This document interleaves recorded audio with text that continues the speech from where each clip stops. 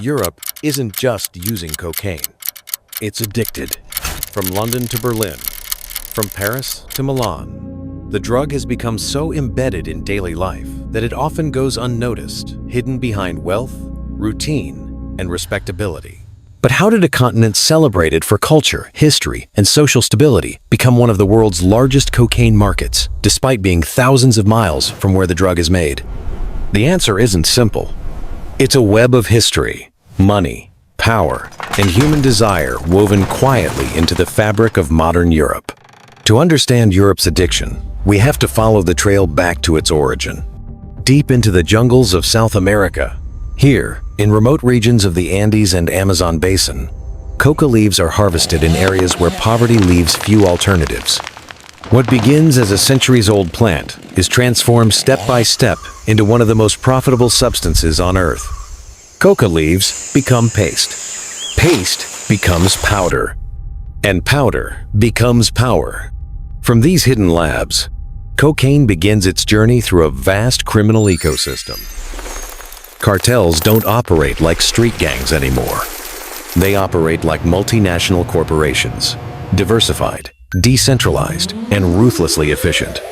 Trafficking routes snake through rivers, forests, and borders.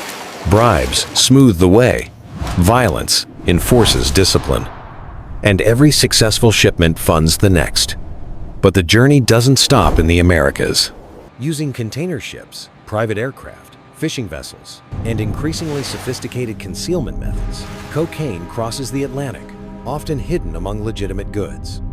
Bananas, coffee, timber, industrial machinery. By the time it reaches Europe's ports, Rotterdam, Antwerp, Hamburg, Algeciras, it has multiplied in value many times over. This isn't an underground hustle. It's a global supply chain, and Europe is its most reliable customer. So why Europe?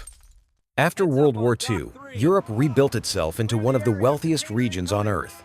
Living standards rose, disposable income increased, nightlife flourished. By the 1970s and 80 seconds, cocaine entered this world not as a street drug, but as a status symbol. It was clean. It was expensive. It was exclusive. Used in elite clubs, creative circles, and executive offices, cocaine carried an image of control and sophistication. It wasn't about escape. It was about enhancement. And over time, that image spread. As borders opened and global trade expanded, cocaine became easier to transport, cheaper to access, and less risky to distribute. What was once a luxury became routine. Meanwhile, Europe itself was changing. Work became faster. Competition intensified.